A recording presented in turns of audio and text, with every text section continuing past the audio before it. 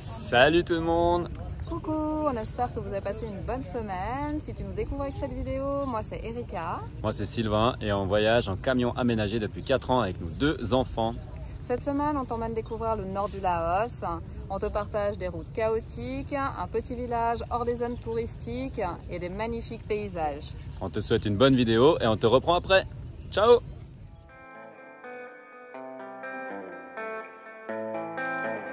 Moi c'est Ilan. Moi c'est Thibaut. Parti en camion autour du monde avec nos parents depuis mai 2019, aujourd'hui on te partage notre aventure.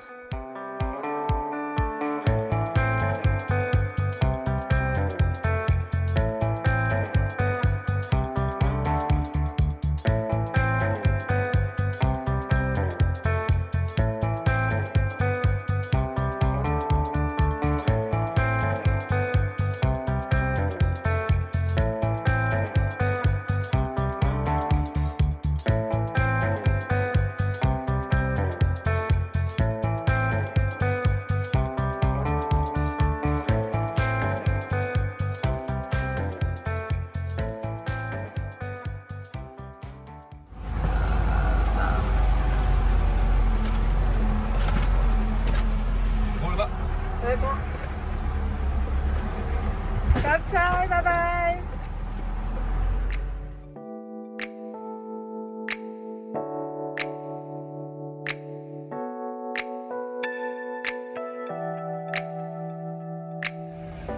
Joli petit temple sur la route en partant de Nang Khair.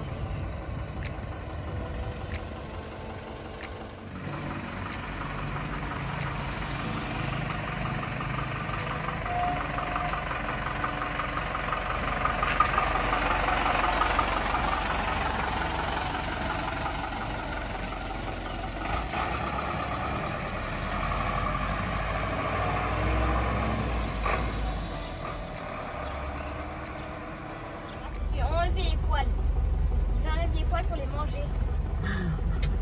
Bah là ils l'ont pas mangé, hein. Il a enlevé les poils et puis il est parti. Regarde celui-là, il vient de se rouler dans la terre.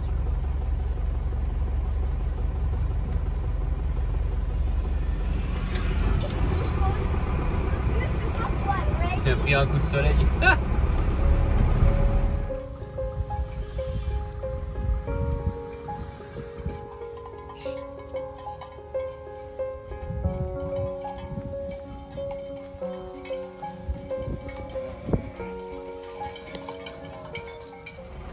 Ciao, ciao les gars. À plus tard, hein. Quelle bonne blague.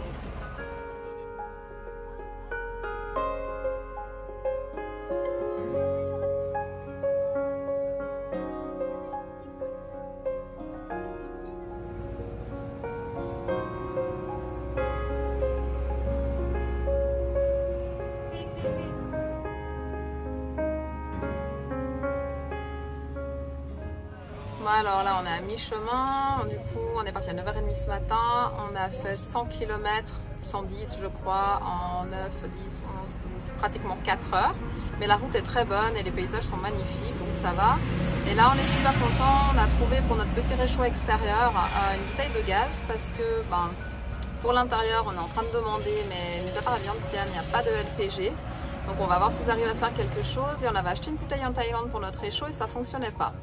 Donc là on va voir. En tout cas là ça fonctionne, donc on est content. J'ai besoin de ça encore. Bon bah alors là du coup effectivement on sait pas pourquoi ça se met en sécurité, donc il est en train de voir avec elle si, si elle sait pourquoi.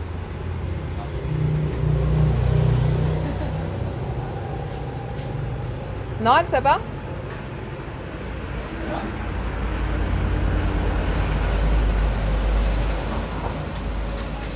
Ah chaud.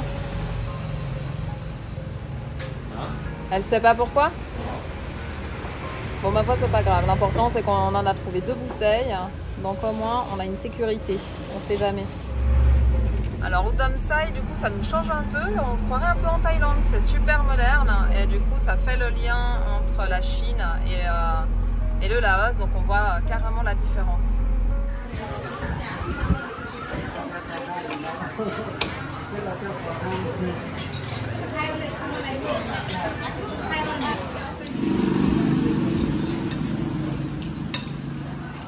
cochon. Bon bah franchement c'est top. Parce qu'on sait jamais ce qu'on va avoir dans l'assiette. Ah, mais là c'est basique, c'est nickel.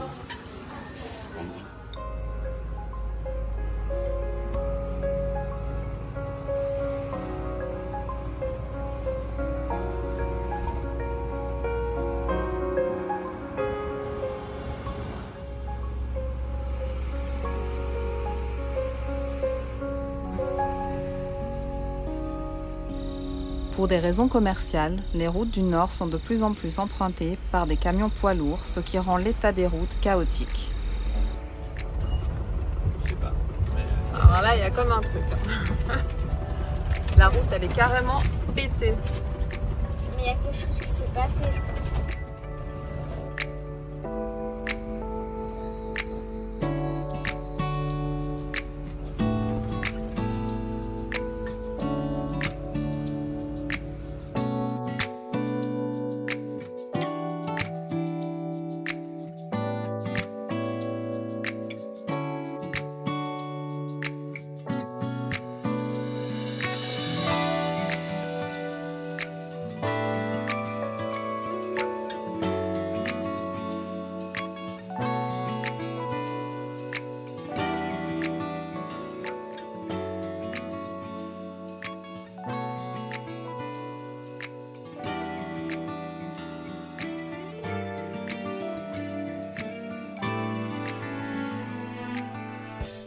Quelque chose à dire, chaud? Une horreur, une horreur. Je préfère les routes en terre. Au final, tu préfères la 13? Je préfère la 13. Alors là, je sais pas si on se rend bien compte, mais vaut mieux éviter de rouler au bord.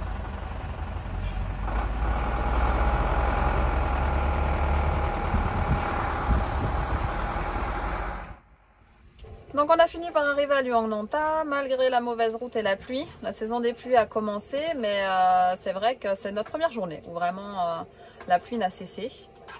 Donc on a trouvé un super bivouac grâce à l'application Yoverlander. On ne l'utilise pas souvent, mais là ça nous a bien rendu service, surtout quand c'est tard.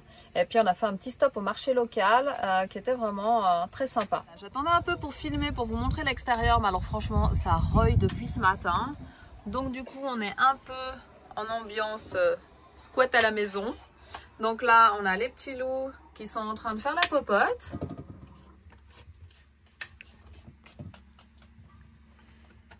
Et nous avec Chou, eh ben, on apprend à faire du montage.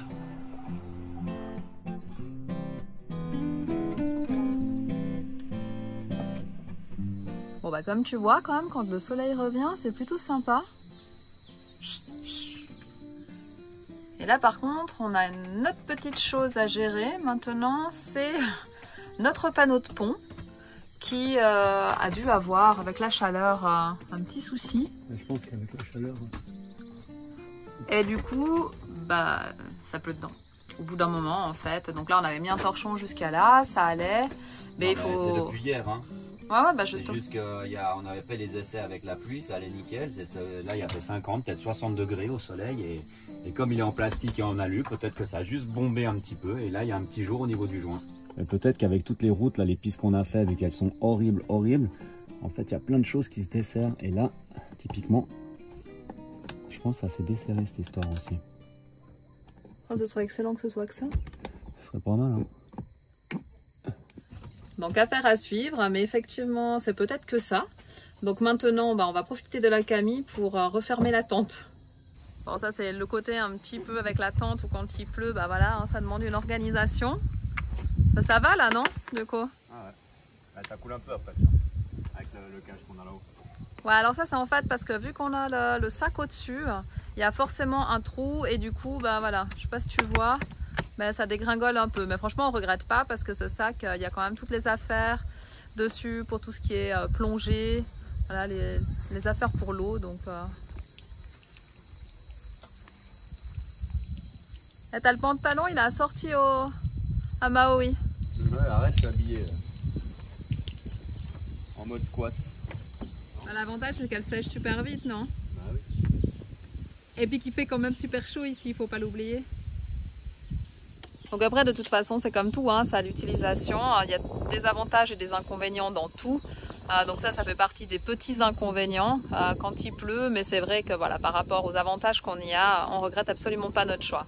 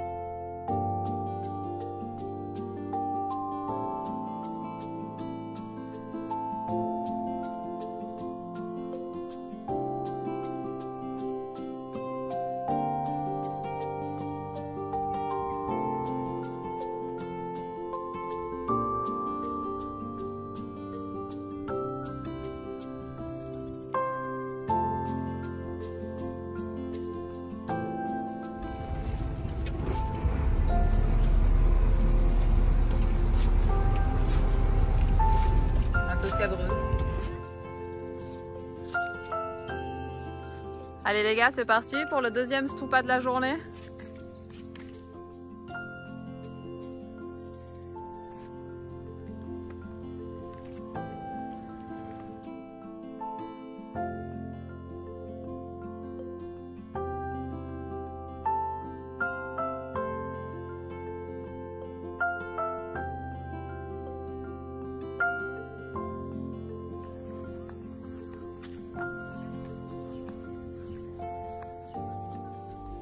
Le Tat Phun Phuc est une réplique d'un édifice bien plus ancien, détruit par des bombardements américains durant la guerre du Vietnam.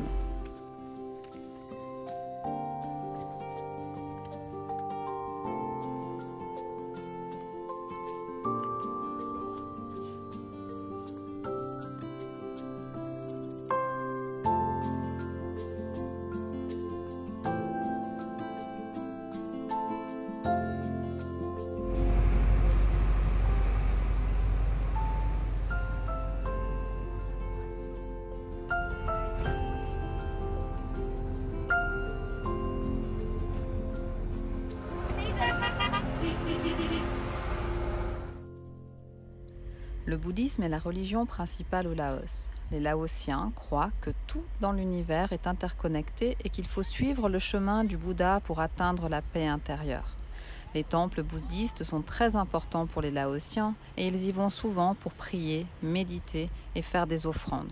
Les moines bouddhistes sont également très respectés dans la société laotienne et ils jouent un rôle important dans la vie spirituelle.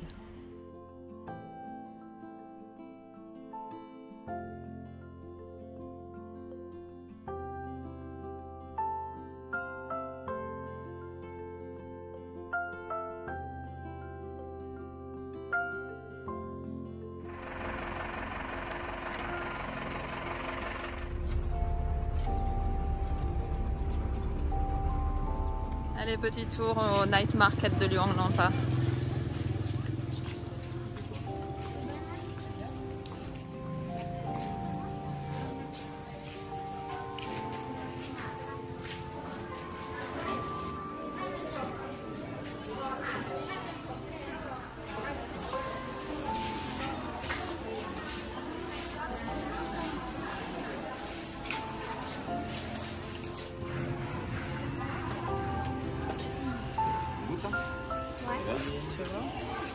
Alors papa, c'est quoi?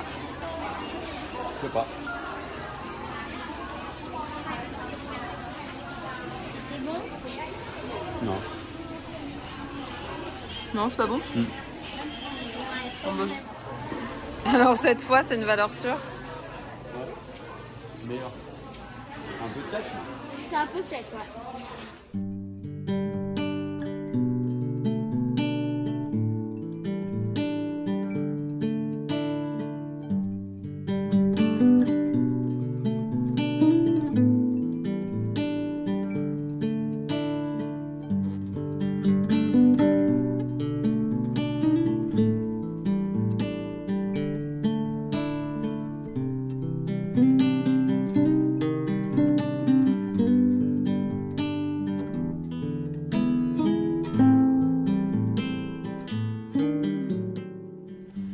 Mueang-Sing se trouve au cœur du Triangle d'Or, sur l'ancienne route de l'opium.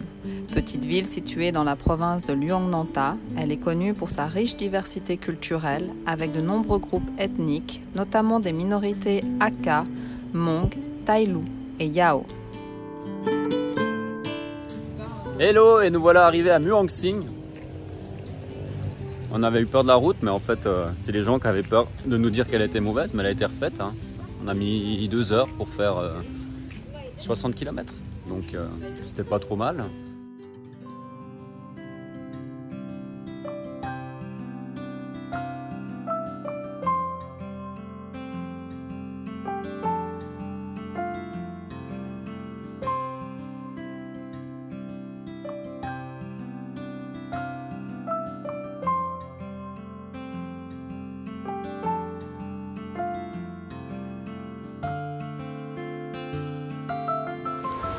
Alors c'est comment Thibaut?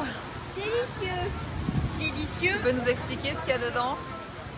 Des bonbons, des petites pastilles, du Nutella et de la vanille. C'est cochon.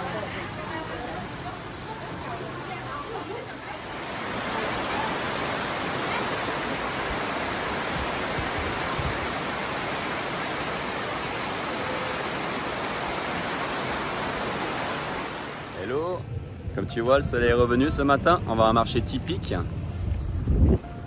à Mueang-Sing. Donc du coup, on va aller faire un petit tour. C'est un marché où il y a tout ce qui est vestimentaire, food, un peu de tout quoi. Je te montre ça.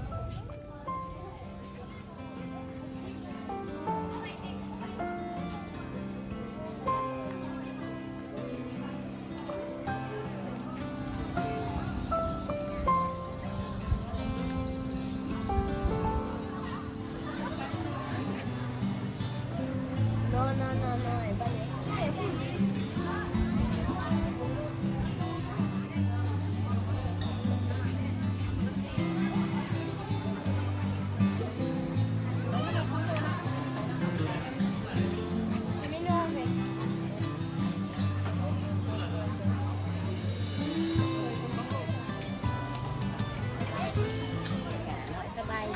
Bye bye đi.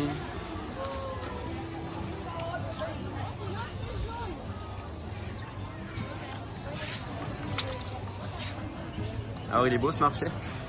Oui, il est super chouette. Il est vraiment énorme. Donc c'est un marché, effectivement tous les ethnies viennent le matin, descendent des montagnes et puis elles vendent ce qu'elles ont. Donc tout ce qui est légumes, fruits, donc c'est chouette.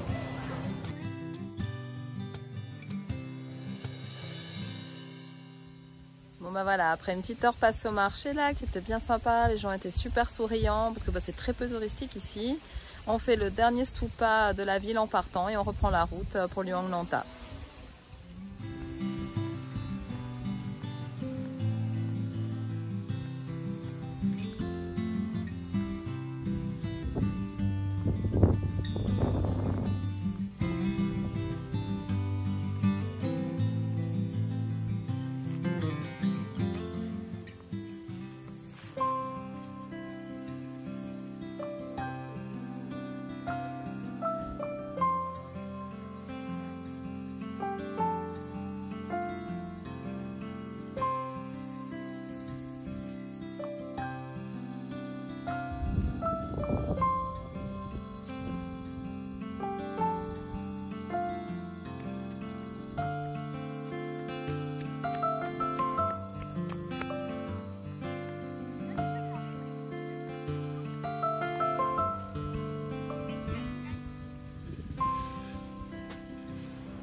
Bon, bah, on est bien revenu à Luang-Nantha et là, petite balade dans le village de Nam Le, village typique, ethnique.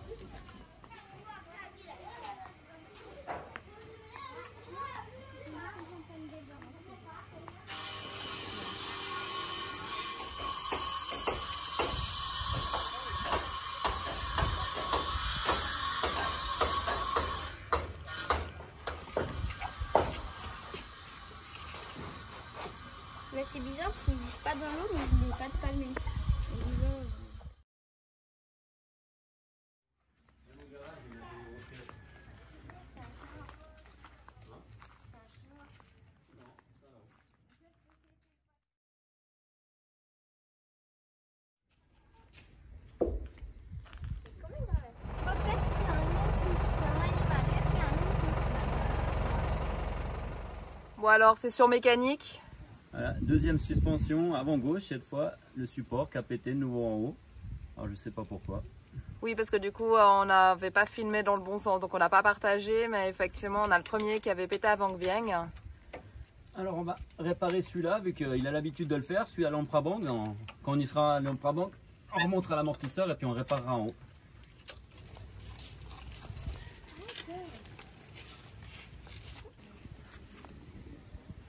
En fait, on a fait un arc.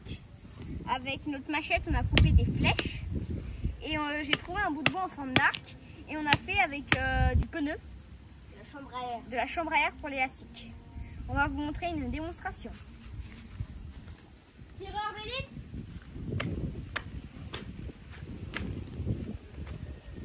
Pas mal. Il est pas mal parce qu'il est précis. C'est le meilleur arc que vous ayez fait, ça, je crois. Parce que c'est pas votre premier coup d'essai. On avait fait avec de la corde normale et du bois flexible. Mais c'est mieux avec de la corde flexible, mais du bois dur. De chêne ou comme ça. Allez, vas-y. On espère que cette vidéo t'a plu, N'hésite pas à nous laisser un commentaire, à liker à partager et à nous suivre. et à t'abonner. On se retrouve la semaine prochaine. Ciao! Ciao, ciao!